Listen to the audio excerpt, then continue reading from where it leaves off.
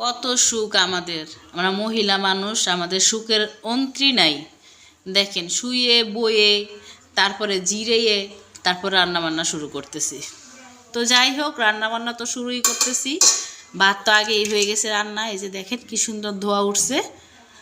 তো এখন তরকারির পালা। এই যে দেখেন এখানে কি সুন্দর করে আমি পেঁয়াজ, কাঁচামরিচ আর রসুন কাটছি।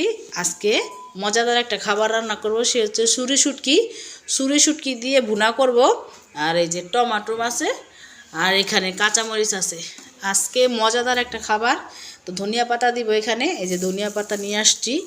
আর একটা সিম রান্না করব, আলু দিয়ে সিম দিয়ে খইসা মাছ। তো প্লিজ দয়া করে আমার ভিডিওটা দেখবেন। এখানে আমি রসুন আর পেঁয়াজগুলো একটু মজিয়ে দিছি, আর টমেটো আর কাঁচামরিচ দিয়ে দিচ্ছি। এখন মশলাগুলো দিচ্ছি।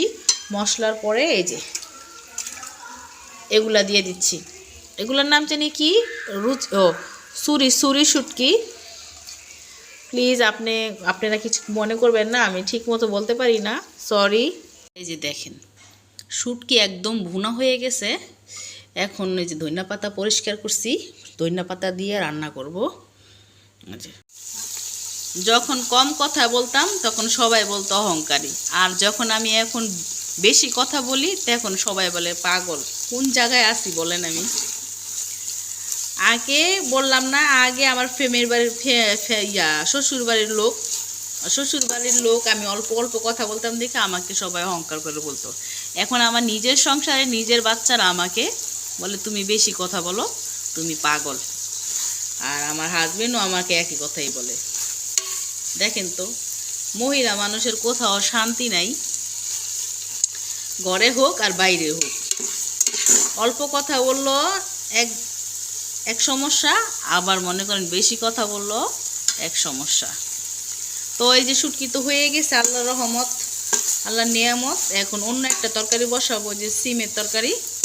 অবশ্য দেখবেন, পুঁই শাক কিন্তু আমার পছন্দের একটা খাবার, শুধুমাত্র অ্যালার্জির জন্যই খেতে পারি না।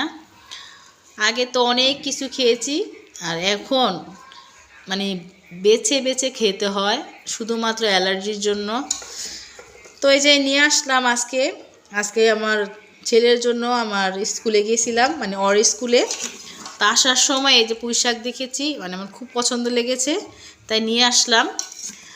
এই যে তাই ভাজি করতেছি। এখানে আছে লগে, এই যে পুঁই শাকের বিচিও আছে।